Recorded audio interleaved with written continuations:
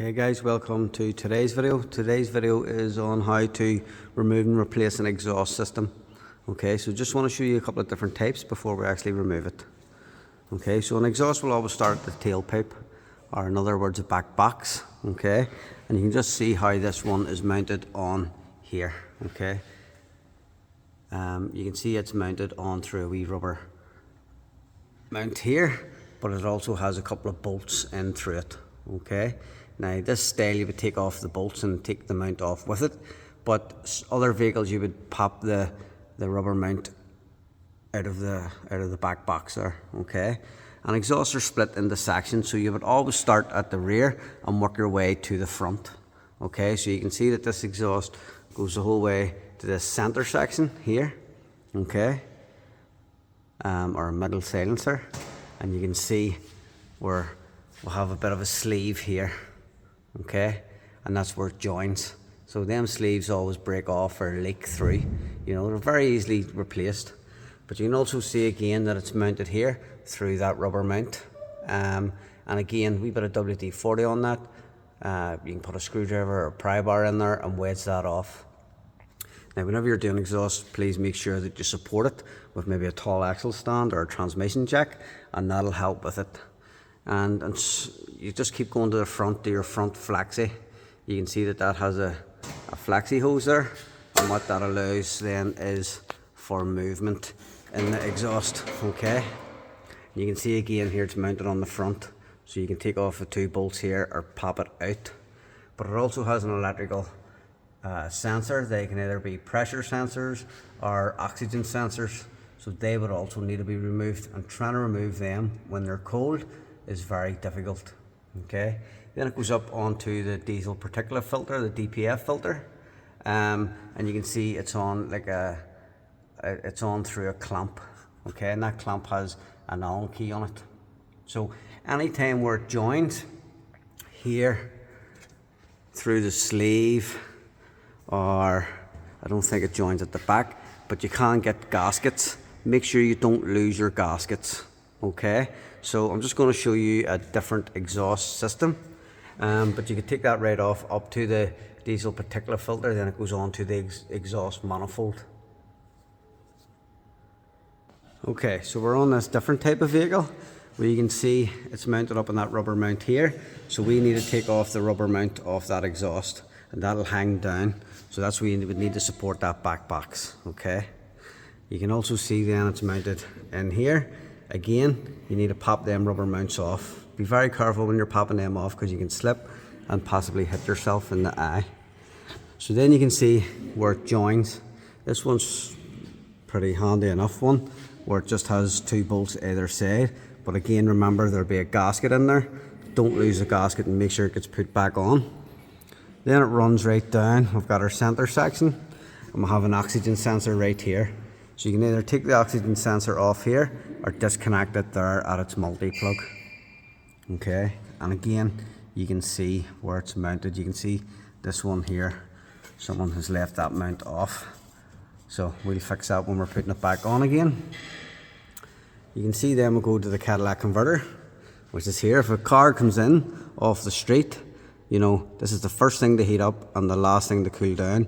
So an exhaust will be extremely warm, so pay particular attention to that. Okay, then you have your other oxygen sensor, your pre-cat one. Again, you can disconnect it here, or you can disconnect it at the multi-plug. Then just from the manifold, we'll have a bolt one side and a bolt around the other side, and you can see where it goes up onto the exhaust manifold here. You see we have 4 ports. This is a 4-cylinder engine. So once you get your combustion happening inside the engine, it comes out down the exhaust. All right, it gets measured here, the oxygen content, before it goes into the cat. The cat then does its job, which starts reducing emissions. It then obviously gets checked again to make sure the cat's working through the second sensor. Then it'll go into a bit of a silencer and start going through all different types of tubes inside there to try and reduce the noise, and then obviously the exact same down at the back box here, and we'll get our exhaust emissions coming out the rear. So We're going to take this off in sections. We're going to do the back box, we're going to do the middle section, and then we're going to take off the catalytic converter just at the inlet manifold. Okay, so again, I just want to show you another wee quick setup. So you can see this is a different vehicle again. It's mounted both sides on the rubbers, so we need to pop the rubbers off. As we said in the last one, you can follow it down where it joins onto the center section. Again, gaskets in there, pay particular attention to the gaskets.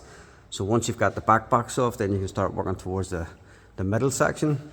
You can see that this catalytic converter separates here and here.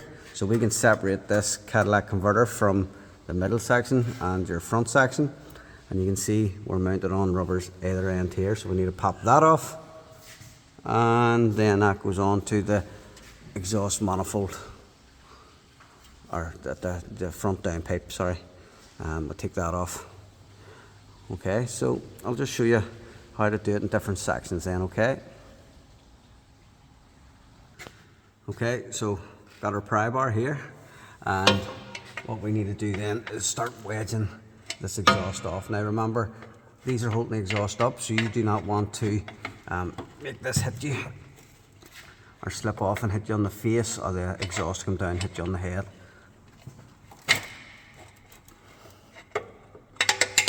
So they can be pretty fiddly, pretty tricky to get off, so you just need to keep working at it.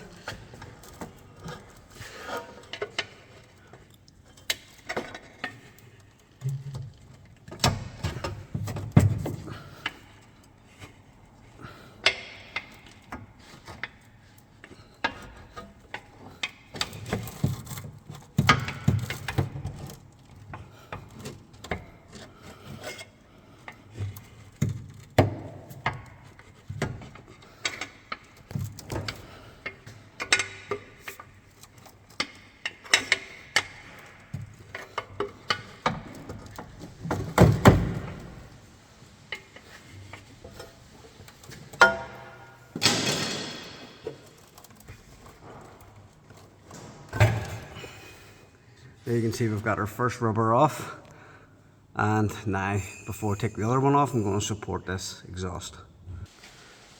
So you can see I've got it supported here on a tall axle stand, and then now I can take off the last remaining rubber, and then I'll take off the bolts. Okay, so we've got the last rubber off just up in here, and now on to these bolts over here.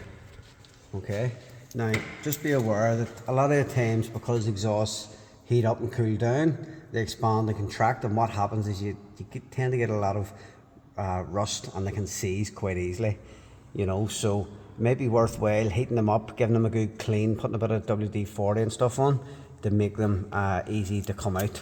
Okay, so you see I've sort of pre-loosened this one. This one has been off previously, as it was nice and simple to take out, and there's been a bit of grease put on that, bit of copper grease, to prevent that from happening in the future.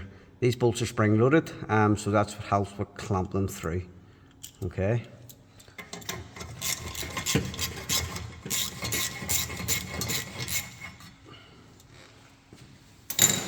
Make sure you set things so you don't lose them. Then all you do is separate. And you can see here that this needs a new gasket. You know, you can see that the gasket's broke off here, where that usually clamps together and sits together. Okay, so now all we'll have to do is lower down the stand and lift out the exhaust without trying to hurt yourself and whatever. Always set it out of the way, so you know. Then you will move on to the rest of the section, the exhaust.